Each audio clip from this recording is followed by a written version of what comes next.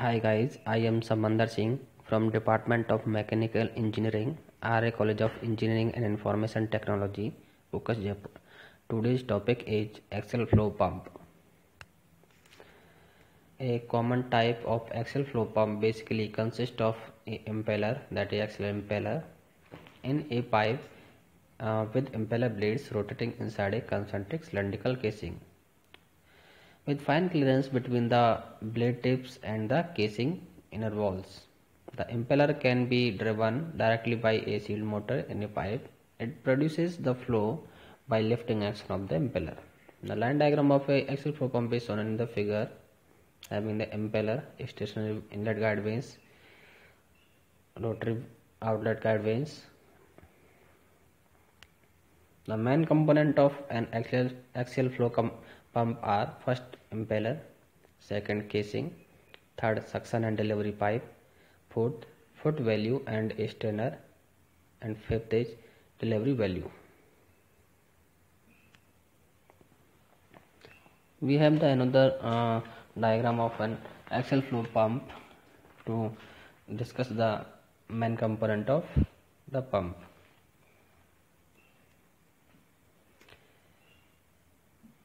A axial flow pump has high specific speed.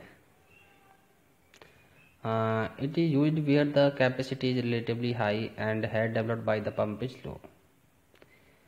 These are suitable for irrigation, drainage, sewage, etc. The design for large capacities and low heads. The main advantage of this type of pump is that it can easily be adjusted to run at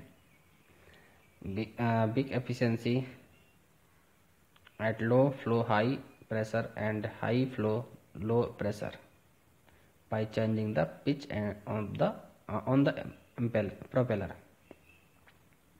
Now first point, the impeller.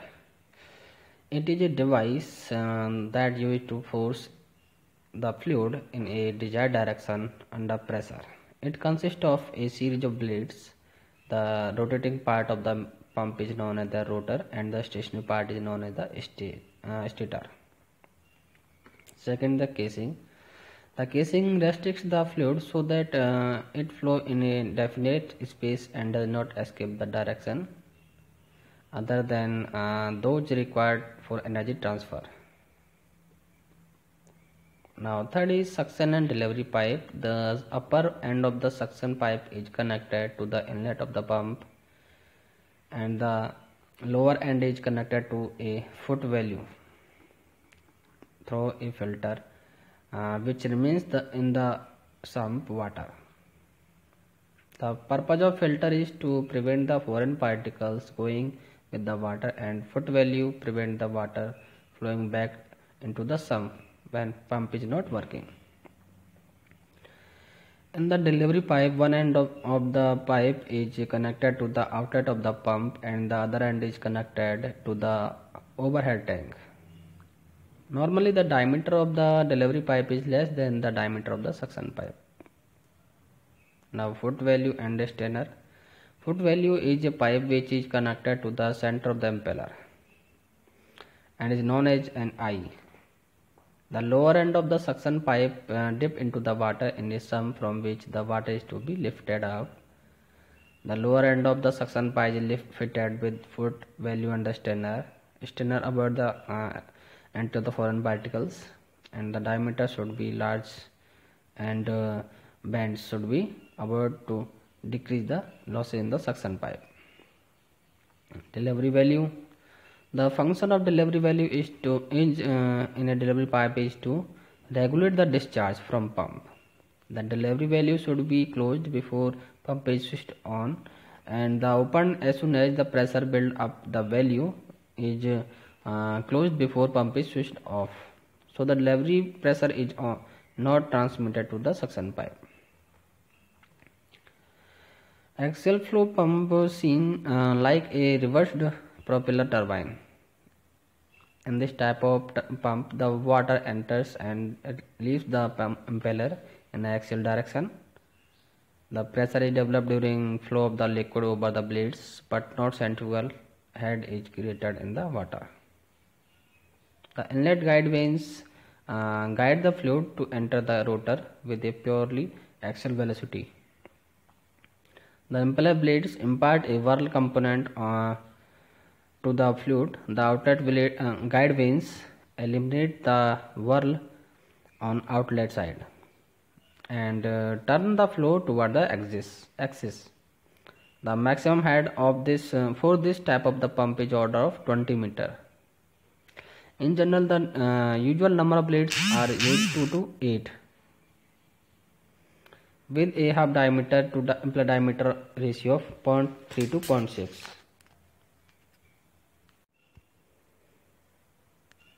Now the velocity triangle. The absolute velocity is C1, which is parallel to the trailing edge of the blade when the stator is fixed as indicated in the figure. The relative velocity W1 should be parallel to the leading edge of the rotor, and W2 be the parallel to the trailing edge of the blade, which is indicated in the exit velocity diagram. From Euler pump equation, the work done on the fluid W equal to m U2 CW2 minus U1 CW1.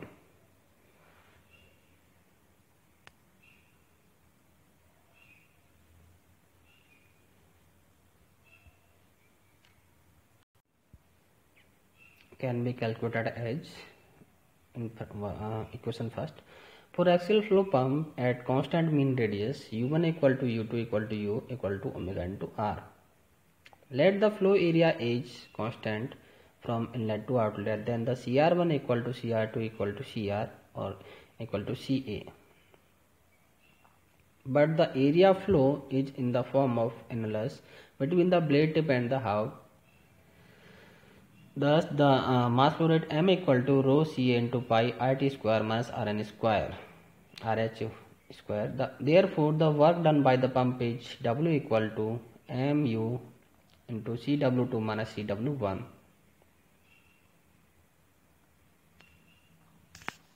Now, energy transfer. The energy transfer E is given by E equal to W upon mg. That is equal to U into CW2 minus CW1 upon G. At the inlet, the absolute flow velocity should be axial for maximum energy transfer, that is C1 equal to Ca. When alpha 1 equal to 90 degree and the CW1 equal to 0, the energy transfer E equal to U CW2 upon G.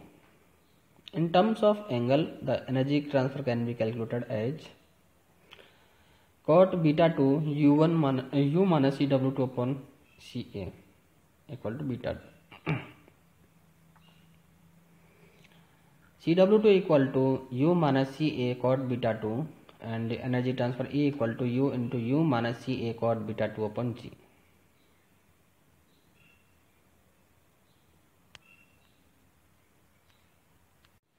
The diagram shows the characteristics of the pump as head, power and efficiency with the percentage of design flow rating.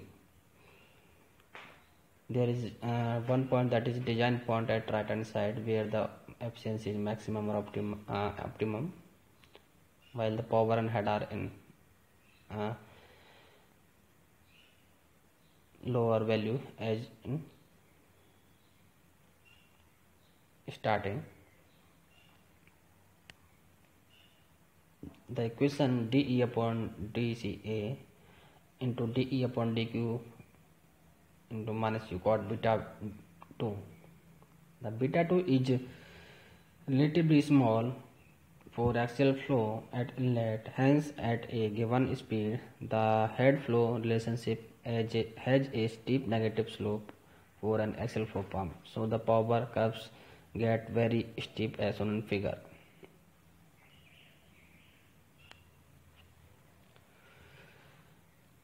According to the figure, the head and power curves enter in a region of instability at about 50% of design flow rate.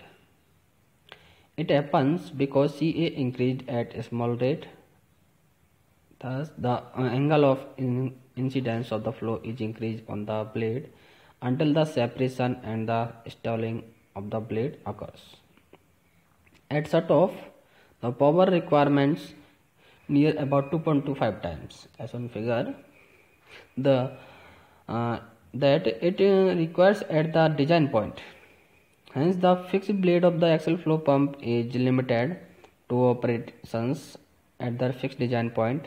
The blade angle is adjusted in variable flow machines so that the pump runs at its maximum efficiency at various loads and decrease the set of power requirements.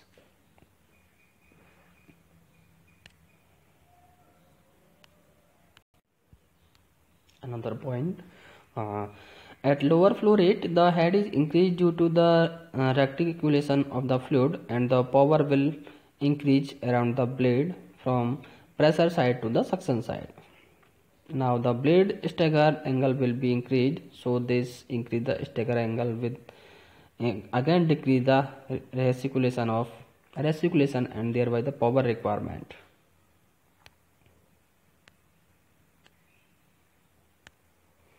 Now the head developed by the axial flow pump. By measuring the pressure on both the suction and discharge side of the pump, to measure the velocity by dividing the measured discharge by the respective cross-sectional area. Now the noting the difference in the elevation between the suction and the discharge side. Mathematically the net head H is given by H equal to HD minus HS. That can be calculated as H equal to PD upon gamma or R in terms of the density plus VD square upon 2G plus ZD, that is the side of the discharge values, minus PS upon R plus VS square upon 2G plus ZS, that are the values at suction side. Now the comparison of between the axial flow and the centrifugal pump. First point, axial flow pump has the smaller length while the centrifugal pump has the larger length. Second point, in axial flow pump, a wide range of mass flow rate can be used, while in centrifugal pump, shorter range of the mass flow rate. Third point, axial flow pump used where the short overall engine length is required. In centrifugal pump, the length of the overall engine is large.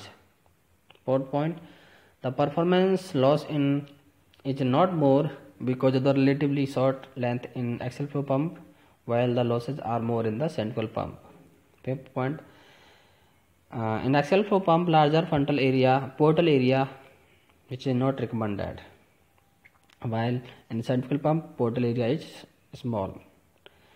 Axial flow pump has the lower efficiency and the centrifugal pump has the higher efficiency. Now numerical on the axial flow pump. The question is, an axial flow pump discharges the water at the rate of the 1.3 meter cube per second and runs at 550 rpm. The total head is 10 meter. Assume blade velocity 22 meter per second and the flow velocity 4.5 meter per second. Hydraulic efficiency 0.87 and the overall pump efficiency is equal to 0.83. Find the first point, power delivered to the water and the power input. Point B or second, the impeller half diameter and the tip diameter. C point, the inlet and outlet blade angle for the rotor. Now solution. Power delivered to the water can be calculated P equal to rho g H into Q upon 1000, that is 127.53 kilowatt. By putting the value can be calculated. Now the power input to the pump can be calculated from the overall efficiency of the pump or power divided with the overall efficiency of the pump, that is equal to 153.65 kilowatt, as the overall efficiency equal to power output upon power input. And second point, rotor tip diameter. The dt is given by 60 into u to the power pi n. By putting the value we can get dt equal to 0.764 meter. Point C. Rotor velocity at hub is given by u1 equal to dh upon dt into u2. That is, putting the value, we can get the u1 equal to 13.39 meter per second.